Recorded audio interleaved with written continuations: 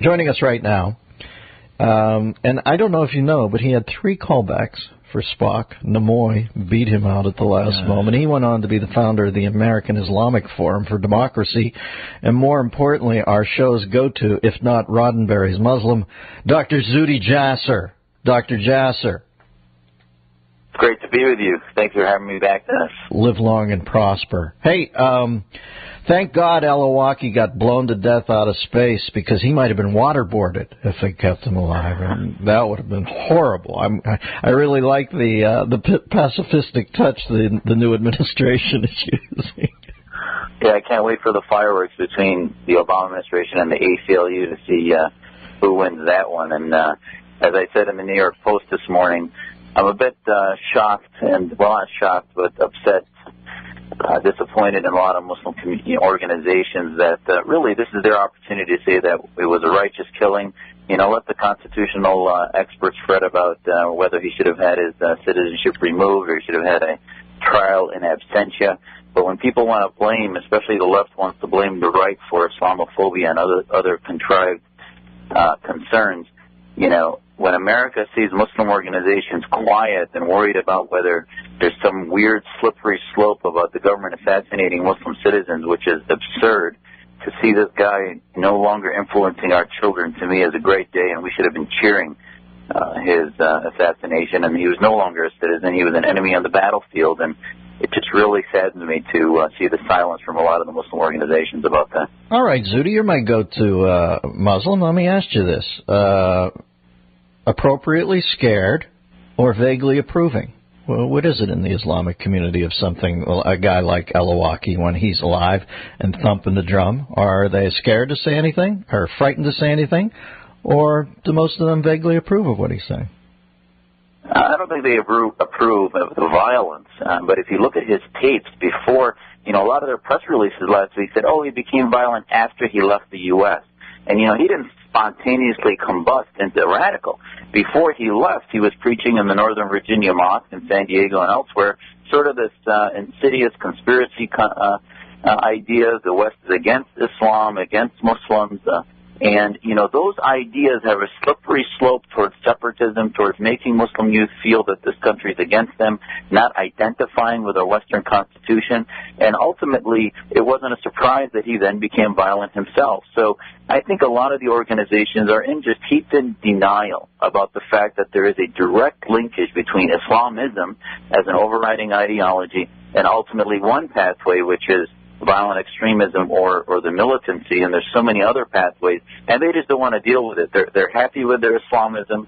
They're happy with sort of this concept that where Muslims are a majority, they want to have an Islamic state, so they don't want to reform it, and they just want to say, oh, the problem is he became a crazy guy, a militant, and they end up, you know, basically approving in some of those ideas that created him.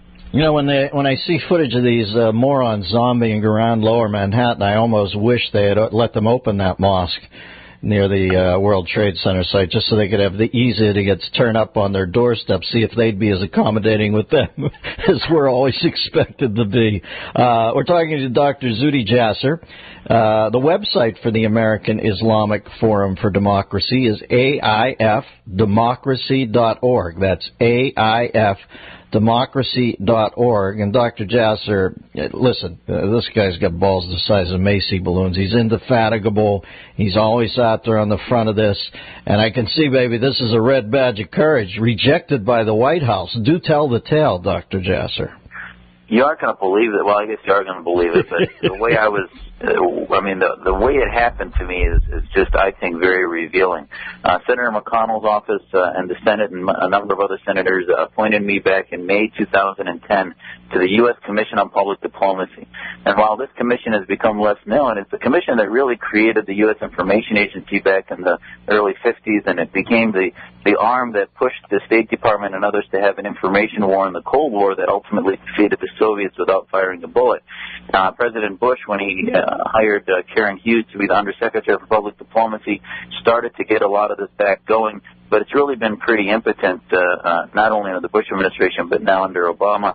And McConnell had the courage to say, let's put a Muslim, there hasn't been a Muslim on there, let's put a Muslim and also one that's advocating for liberty and has taken sides.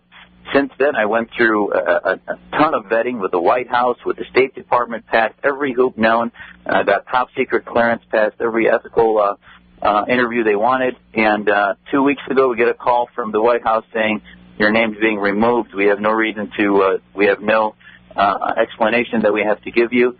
There was some murmurs in the background. They told McConnell's office that basically Jasser's not qualified.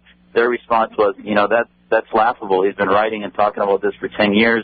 The last two appointees to this commission, one's a housewife who was a bundler for the Obama campaign, and the other was simply a donor, none of which have any experience, let alone sticking their neck out as we have. And I'm waiting for Eric Holder to take my case on, as he has a number of other Muslims, for discrimination, because I'm being discriminated against because of the diverse ideas that we bring to the table. And I think it's a sad day and demonstrates how little strategy and how disarmed we are in fighting this war globally. Yeah, Zuhdi, you're too, it would make too much sense. Can I tell you that? It's almost like a Joseph Heller type corollary or something.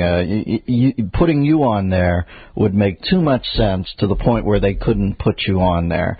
So they have to go way out of their way to avoid you, because when you speak on the air, you're literate about it, you're erudite about it, you're resourceful about it, and you say things that they don't want to hear you saying. You were screwed from the get-go. View it as a red badge of courage, my friend. But they could have done that up front. I can't tell you how much money was spent to the taxpayers vetting me, and this is 15 months. They saw my resume from the moment it came to the White House. Nobody ever said vendettas ran on the clocks. You know what I mean? That's the point we've come to in America now. Our in-house vendettas are equally inefficient as our in-house occupations. All right, Zuhdi, you're always number one here, baby. I know this is no U.S. Advisory Commission on Public Diplomacy, but you are at the end of the day, you can, as your head hits the pillow, know that you're the show's go-to Muslim, right? Well, thank you. We filed a Freedom of Information request to find out exactly what communications happened about this, and we'll find other platforms to continue to push the Islamic world domestically and globally towards reform. Well, we tease you because you have a good sense of humor, and you're the only Muslim I've bumped into who does. But you know how much we revere your work. You're a courageous man. You're a good man, Zuhdi Jasser. Oh, thank you, Dennis. All right, go get him, baby. That guy's a bantam conch. You don't want to screw with him. He'll never give up. America Islamic Forum for Democracy, AIFdemocracy.org.